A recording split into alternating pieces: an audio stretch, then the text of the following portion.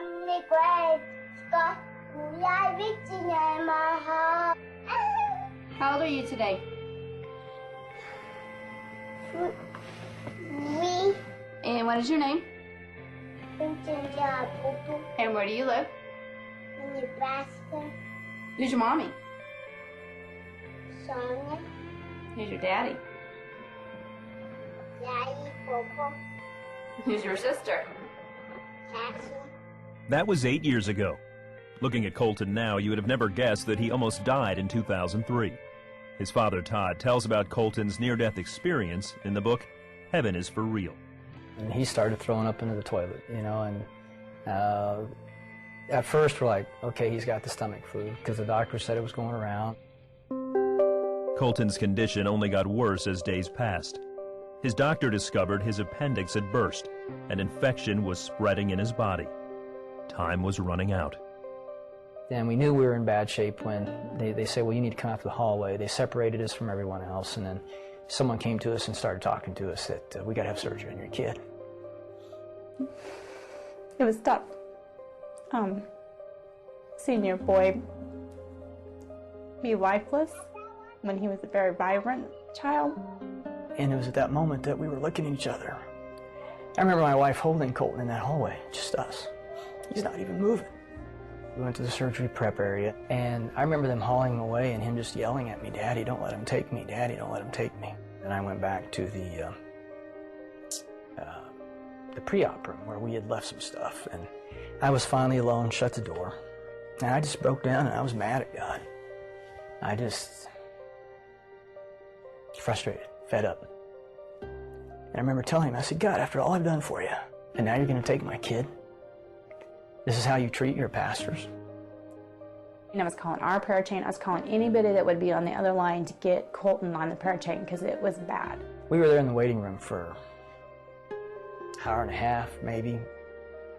Then I remember the nurse coming out. Is Colton's daddy out here? I'm like, yeah, well, Colton's in recovery and he's screaming for you. And I'm sitting there with him.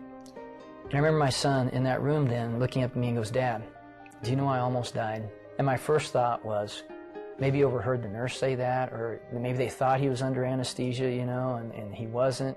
But it wasn't till 4 months after we got out of the hospital that we finally listened to our son.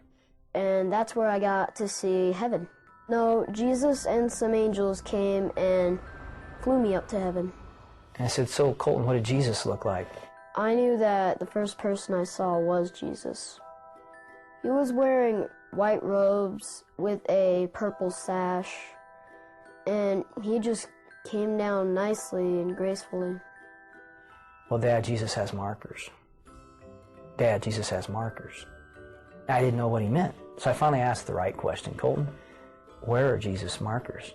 And he drops his toys down, he stands up, and he just points, Dad, they were right here. He takes his fingers, points to the palms, then he bends over and touches the tops of his feet and looks up to me. That's where Jesus' markers were, Dad. When I was in the throne room of God to start with, so I got to see what that looked like. I was upset because I didn't know what was happening. What God did is he used people or things that I liked to calm me down. From there on, I felt better. And one day we're traveling together, and he looks up at me and, Dad, you used to have a grandpa named Pop, didn't you? I'm like, yeah, he's really nice. Really? Yeah, you used to play with him as a kid and work with him on the farm and shoot stuff with him. And I'm like, yeah, how do you know that? Well, he told me. A figure came up, and he was Pop. He asked me, are you Todd's son? I said yes. He said that he was his grandpa, so that's where I met him. Yeah, Pop, I was very close to him, and he was my most significant male role model when I was a kid growing up. But he was killed in a car wreck before I turned 7. I was busy paying bills again, because that's my job, and he came up and told me he had 2 sisters. Well, he had to say it several times before he finally got my attention, and finally I put myself down and looked at him and says, what do you mean you have 2 sisters? No, I have 2 sisters. You had a baby die in your tummy. And I just looked at him like, well, how do you know you have 2 sisters? Well, she told me. And then he proceeded to describe her. She looked like Cassie, but she had brown hair. And first time when she saw me, she just came up and hugged me. We knew this was true because he said, she kept hugging me. She wouldn't stop hugging me, Mom, and I didn't like that. Well, I'm not really the hugging type. I had miscarried the weekend of Father's Day weekend, which made it even rougher. And we thought we'd dealt with it. We gotten over, we accepted that the baby had died. But when he said he had 2 sisters, I think I was in shock first and then trying to realize, what is he telling me? And so I knew that he had seen her, and after he described her, and he said, she's just waiting for you guys to come to heaven. You know, as we talked about heaven and he was telling me all these wonderful details, I just felt like I had to ask him, did he want to come back? I knew that I was leaving heaven because Jesus came to me and said, Colton, you need to go back. Even though I didn't want to go back, he said that he was answering my dad's prayer.